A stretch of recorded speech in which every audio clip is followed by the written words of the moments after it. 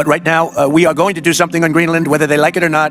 সেদিনও ট্রাম্প জোর গলায় বললেন, গ্রিনল্যান্ড আমার লাগবেই। আগামী 12ই ফেব্রুয়ারি যদি সত্যি জাতীয় সংসদ নির্বাচন অনুষ্ঠিত হয়, তাহলে সেই নির্বাচন আসলে নিয়ন্ত্রণ করবে কারা বা কোন শক্তি? But right now, we are going to do something on Greenland, whether they like it or not. সেদিনও ট্রাম্প জোর গলায় বললেন, গ্রিনল্যান্ড আমার লাগবেই। ইউরোপের সাথে দীর্ঘদিনের বন্ধুত্বকে থোড়াই কেয়ার করে বিশ্বের সবচেয়ে বড় এই দ্বীপটিকে দখলে নিতে উঠে পড়ে লেগেছেন তিনি। কেন এমন করছেন আসলে ট্রাম্প? সাদা এই বরফের দানবের ভেতরে কি লুকিয়ে আছে আদতে?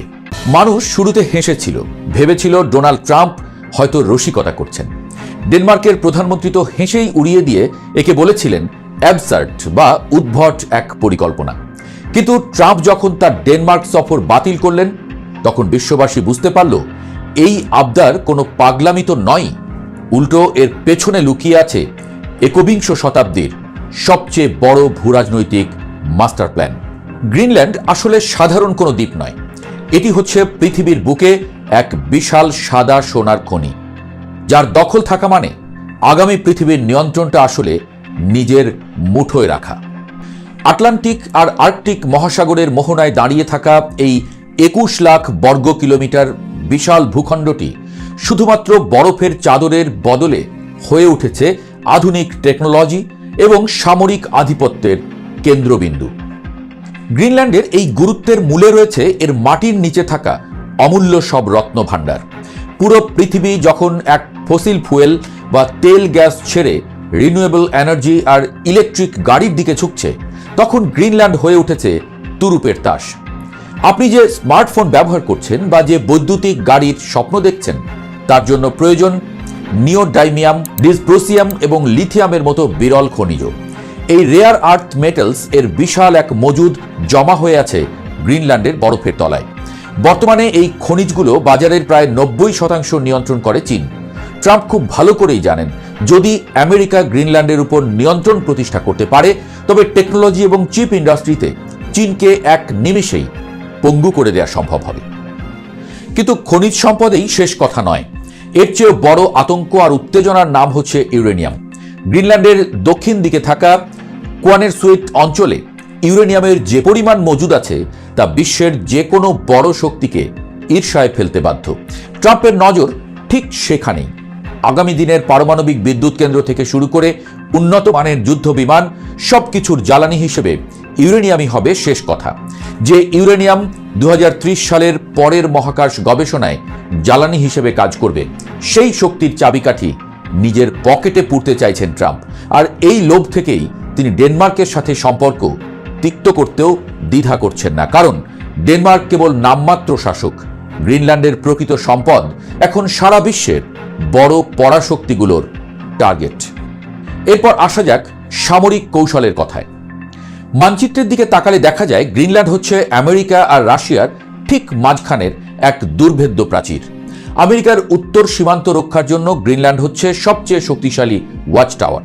এখানে থাকা পিটুফিক স্পেস বেস বা থুলা এয়ারবেস থেকে আমেরিকা খুব সহজেই রাশিয়ার যে কোনো গতিবিধি পর্যবেক্ষণ করতে পারে। ট্রাম্প চাইছেন এই সামরিক উপস্থিতিকে আরও কয়েক ধাপ বাড়িয়ে নিতে, কারণ আর্কটিক বা উত্তর মেরুর বরফ যত গলছে, ততই সেখানে নতুন নতুন নৌপথ উন্মোচিত হচ্ছে। রাশিয়া ইতোমধ্যে উত্তর মেরুতে তাদের সামরিক ঘাঁটিগুলো শক্তিশালী করছে। ট্রাম্প যদি গ্রিনল্যান্ডকে আমেরিকার একটি অঙ্গরাজ্য বা পূর্ণ নিয়ন্ত্রণে নিতে পারেন, তবে আটলান্টিক মহাসাগরে রাশিয়ার দাপট চিরতরে বন্ধ হয়ে যাবে। এটি হবে রাশিয়ার দোরগোড়ায় আমেরিকার এক বিশাল পারমাণবিক দুর্গ। তবে গল্পের মোড় ঘুরে যায় যখন আমরা জলবায়ু পরিবর্তনের দিকে তাকাই। এটি এক অদ্ভুত পরিহাস যে পুরো পৃথিবী যখন গ্লোবাল ওয়ার্মিং নিয়ে চিন্তিত, তখন পরাশক্তিগুলো অপেক্ষা করছে কখন গ্রিনল্যান্ডের বরফ সম্পূর্ণ গলে যাবে। কারণ গ্রিনল্যান্ডের 80% বরফের নিচেই ঢাকা। এই বরফ গলে গেলেই বেরিয়ে আসবে পৃথিবীর ইতিহাসে লুকিয়ে থাকা সবচেয়ে বড় তেল ও গ্যাসের মজুদের একটি অংশ। বিজ্ঞানীরা ধারণা করছেন এই দ্বীপের নিচে এমন পরিমাণ জ্বালানি থাকতে পারে যা আমেরিকার বর্তমান রিজার্ভকেও কয়েক গুণ বাড়িয়ে দেবে। ট্রাম্পের কাছে গ্রিনল্যান্ড তাই কোনো মৃত দ্বীপ নয়, বরং এক জ্যান্ত সম্পদের কারখানা। তিনি জানতেন আজ থেকে কয়েক বছর পর যখন পৃথিবীর তেল ফুরিয়ে আসবে, তখন গ্রিনল্যান্ডই হবে নতুন ভেনেজুয়েলা বা সৌদি আরব। ভৌগোলিকভাবে গ্রিনল্যান্ড পৃথিবীর খোলা রেফ্রিজারেটর হিসেবে পরিচিত হলেও এর তাপমাত্রা বৃদ্ধির হার বিশ্বের অন্যান্য অঞ্চলের চেয়ে প্রায় 4 গুণ বেশি। এই দ্রুত পরিবর্তনই ট্রাম্পের মতো ব্যবসায়িক বুদ্ধির মানুষকে প্রলুব্ধ করেছে। সমুদ্রের স্রোত বা এএমওসি, যা পুরো বিশ্বের আবহাওয়া নিয়ন্ত্রণ করে, তার নাটাই লুকিয়ে আছে এই দ্বীপের উপকূলে। যার হাতে গ্রিনল্যান্ড থাকবে, সে পরোক্ষভাবে বিশ্বের কৃষিকাজ এবং খাদ্য নিরাপত্তার উপরে প্রভাব ফেলতে পারবে। আমেরিকা যদি এখানে তার একচ্ছত্র আধিপত্য বজায় রাখতে পারে, তবে ইউরোপের দেশগুলোও তাদের নিরাপত্তার জন্য আমেরিকার উপরে আরও বেশি নির্ভরশীল হয়ে পড়বে। অর্থাৎ গ্রিনল্যান্ড মানে কেবল ভূমি নয়, গ্রিনল্যান্ড মানে হচ্ছে আগামী 100 বছরের বিশ্ব রাজনীতির এক নেতৃত্ব। শেষ পর্যন্ত ট্রাম্পের এই গ্রিনল্যান্ড কেনার প্রস্তাবকে অনেকে হাসাহাসি করে উড়িয়ে দিলেও ঠান্ডা মাথার ভূরাজনৈতিক বিশ্লেষকরা একে দেখছেন এক সুদূর প্রসারী চাল হিসেবে। কারণ 1946 সালেও একবার আমেরিকা গ্রিনল্যান্ড কেনার প্রস্তাব দিয়েছিল, কিন্তু তখন ডেনমার্ক তা প্রত্যাখ্যান করে। তবে বর্তমান প্রেক্ষাপট কিন্তু ভিন্ন। চীনের ক্রমবর্ধমান প্রভাব আর রাশিয়ার আর্কটিক দখলের লড়াই গ্রিনল্যান্ডকে এখন ফুটন্ত কড়াইয়ে পরিণত করেছে। ট্রাম্পের সেই আই ওয়ান্ট দিস আইল্যান্ড হুঙ্কার আসলে এক আগাম সতর্কবার্তা, যেখানে জল, ভাত আর মহাকাশ সবকিছুর নিয়ন্ত্রণ থাকবে শুধু তার হাতেই, যে এই সাদা বরফের সাম্রাজ্য শাসন করবে। গ্রিনল্যান্ড তাই কেবল একটি দ্বীপ নয়, এটি হচ্ছে আগামী দিনের বিশ্বজয়ের এক গোপন চাবিকাঠি, যা ট্রাম্প যে কোনো মূল্যে নিজের পকেটে ভরতে মরিয়া। আর ট্রাম্পকে আমরা যেমন চিনছি, তাতে এটা দখল না করা পর্যন্ত তিনি শান্ত হবেন, সেটা কিন্তু মনে হয় না। আসসালামু আলাইকুম। আগামী 12ই ফেব্রুয়ারি যদি সত্যি জাতীয় সংসদ নির্বাচন অনুষ্ঠিত হয়, তাহলে সেই নির্বাচন আসলে নিয়ন্ত্রণ করবে কারা বা কোন শক্তি? যেমন এর উত্তরে আমাদের সিনিয়র সাংবাদিক মাসুদ কামাল আমারই একটি পডকাস্টে তিনি মন্তব্য করেছেন, এই নির্বাচন আসলে নিয়ন্ত্রণ করবে আওয়ামী লীগ। কেমন? আওয়ামী লীগের ভোটাররা যদি ভোট দিতে যান, সেক্ষেত্রে দলীয় একটি নির্দেশনা থাকবে কোন দলকে ভোট দিতে হবে, বিএনপিকে নাকি জামায়াতকে। তো সেক্ষেত্রে ভোটের ফলাফলের ক্ষেত্রে একটি প্রভাব বিস্তার করবে আওয়ামী লীগের ভোটাররা। আবার যদি ভোট দিতে না যান, এক অর্থে নির্বাচন বয়কট করেন, সেক্ষেত্রে ভোটের উপস্থিতির হার একটি বড় ফ্যাক্টর হয়ে দাঁড়াবে আন্তর্জাতিক পরিমণ্ডলে। খুব স্বাভাবিক।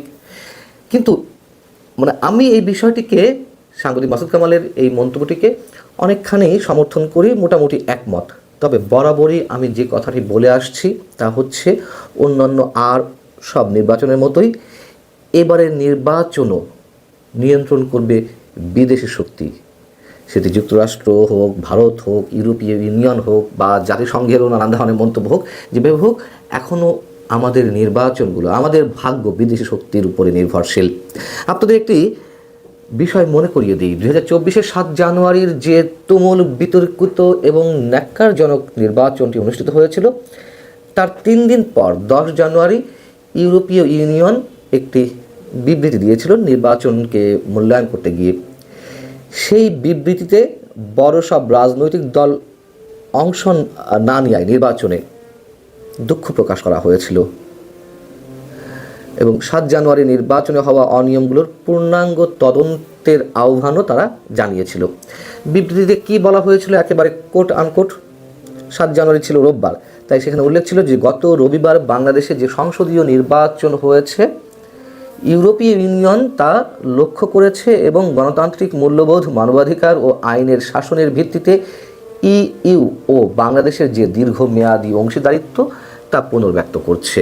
একই সঙ্গে ওই নির্বাচনে সব রাজনৈতিক দল অংশ না নেওয়ায় ইউরোপীয় ইউনিয়ন দুঃখ প্রকাশ করছে।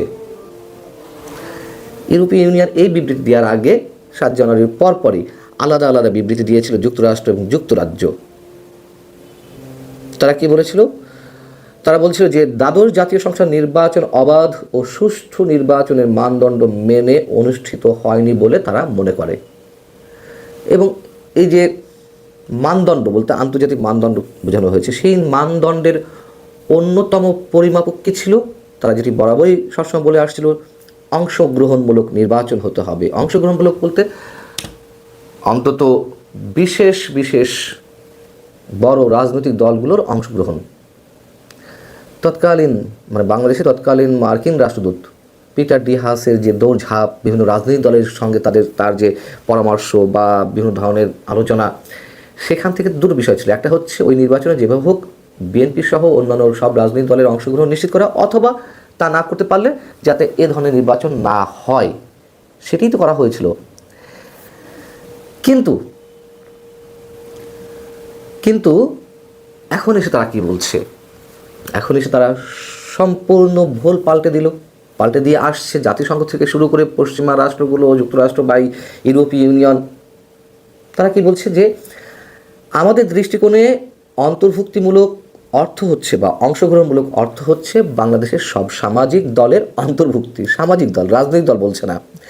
যেমন নারী, ক্ষুদ্র নৃগোষ্ঠী, ধর্মীয় সংখ্যালঘু এবং আঞ্চলিক দল। অংশগ্রহণমূলক বলতে আমরা বুঝিয়েছি বিশ্বাসযোগ্য ভোটারের উপস্থিতি। মানে শেখ হাসিনা যে কথাগুলো বলতেন তিনি যখন প্রধানমন্ত্রী ছিলেন, বিএনপি আসবে না, তাহলে অংশগ্রহণমূলক কীভাবে হয়, সাংবাদিকরা এভাবে প্রশ্ন করেছিলেন।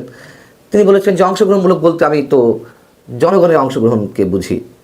যাই হোক, তো এখন এসে পশ্চিমারা যে অন্তর্ভুক্তি এবং অংশগ্রহণমূলক ব্যাখ্যা দিচ্ছে, সেটা কি আগের অবস্থান থেকে সরে এসে নতুন কোনো ব্যাখ্যা?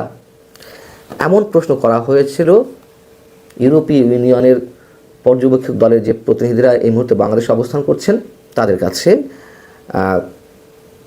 গত রোববার একটি অনুষ্ঠান শেষে। সেখানে প্রতিনিধি দলের যিনি নেতৃত্ব দিচ্ছেন ইয়াবস, তিনি বলছেন অন্তর্ভুক্তিমূলক বলতে সব কিছু বুঝিয়েছি, নাগরিকদের ভোট দিতে পারা এবং গণনার স্বচ্ছতা। আর অংশগ্রহণমূলক হচ্ছে আমরা সবাই জানি দলের নিবন্ধন একটি বিষয়। মানে এখন বলছে দলের নিবন্ধনকৃত রাজনৈতিক দলগুলো একটি বিষয় নিয়ে বিনিয়ে বলছে। তবে তিনি বলছেন যে আমরা জানি বিষয়টি বাংলাদেশে ঐতিহাসিকভাবে একটি জটিল বিষয়, বিশেষ করে জাতীয় সমঝোতা ও বিচারের মতো বিষয়গুলো রয়েছে। আমরা এই বিষয়ে কোনো মন্তব্য করব না। নির্বাচনে ভোটার উপস্থিতি যদি এটি প্রভাব ফেলে তবে তা আমরা আমলে নেব। মানে তারা একেবারে সুর চেঞ্জ করে দিল। এর আগে আপনাদের মনে আছে যে 2025 সেপ্টেম্বরের সম্ভবত 4 তারিখে জাতিসংঘের আবাসিক সমন্বয়কারী বাংলাদেশের গুইন লুইস, তিনি প্রধান উপদেষ্টার সঙ্গে সাক্ষাৎ শেষে সাংবাদিকদের কাছে অংশগ্রহণমূলক নির্বাচন প্রসঙ্গ এড়িয়ে এই নির্বাচন সম্পর্কে যে মন্তব্যটি করেছিলেন তা কেমন ছিল? তিনি বলছিলেন যে বাংলাদেশে আগামী ফেব্রুয়ারির জাতীয় নির্বাচন দেশের গণতান্ত্রিক উত্তরণের জন্য অত্যন্ত গুরুত্বপূর্ণ। নির্বাচন কমিশনকে সহায়তা ও নির্বাচনকে অবাধ, সুষ্ঠু ও শান্তিপূর্ণ করতে জাতিসংঘের পূর্ণ সমর্থন রয়েছে। অর্থাৎ এখানে অংশগ্রহণমূলক শব্দটি নেই। পিটার হাস যখন না খেয়ে বিভিন্ন রাজনৈতিক দলের সঙ্গে যোগাযোগ করছিলেন 7 জানুয়ারি নির্বাচনের আগে, তখন থেকেই একটি মন্তব্য আমি করে আসছি, যারা আমার ভিডিও নিয়মিত শোনেন নিশ্চয়ই খেয়াল আছে আপনাদের, বা এখনও বলি, পশ্চিমারা কখনো নিজের খেয়ে বনের মোষ তাড়ায় না। তারা যে অংশগ্রহণমূলক নির্বাচনের কথা বলছিল এটির পেছনে অবশ্যই কোনো কারণ আছে। কারণগুলো তো পরে দেখা গেল তারা আওয়ামী লীগের পতন চায় বা আওয়ামী লীগকে হারাতে চায়। এখন যেমন তারা অংশগ্রহণমূলক নির্বাচনের সংখ্যা পরিবর্তন করেছে, তখন ধরে নিতে হবে এবারও বাংলাদেশের নির্বাচনে তাদের প্রভাব বিস্তার তারা করতে চাইছে, বিশেষ উদ্দেশ্য তাদের রয়েছে। একই কথা বলা যায় অবশ্যই ভারতের ক্ষেত্রেও। এখন কি ধরনের প্রভাব? জামাত সহ এনসিপি তারা এরই মধ্যে ইউরোপীয় ইউনিয়নের প্রতিনিধিদের কাছে, মানে পর্যবেক্ষক দলের প্রতিনিধিদের কাছে বলেছে যে নির্বাচনে লেভেল প্লেইং ফিল্ড নেই, আরও অনেক ধরনের অভিযোগ তাদের কাছে যাবে, তারা পর্যবেক্ষণ করবে এবং নিশ্চয়ই একটা মেকানিজম আছে। নির্বাচন একটি চাই হয়তো এই মুহূর্তে যুক্তরাষ্ট্র, ভারত সবাই চায়, কিন্তু সেই নির্বাচনের রাষ্ট্রগুলো বা পশ্চিমা শক্তি বা এদিকে ভারত যাই বলে না কেন, তারা তাদের মতো করে পছন্দসই দল যাতে নির্বাচনে জয়ী হতে পারে সেই চেষ্টাই করবে এবং তার নানান ধরনের মেকানিজম, তার নানান ধরনের প্লট অবশ্যই তাদের পরিকল্পনায় রয়েছে। মুদ্রা কথা, এই নির্বাচন আর সুষ্ঠু, নিরপেক্ষ কিংবা অংশগ্রহণমূলক যেটিই বলি না কেন, কোনোটিই হচ্ছে না। যদি কিনা হয়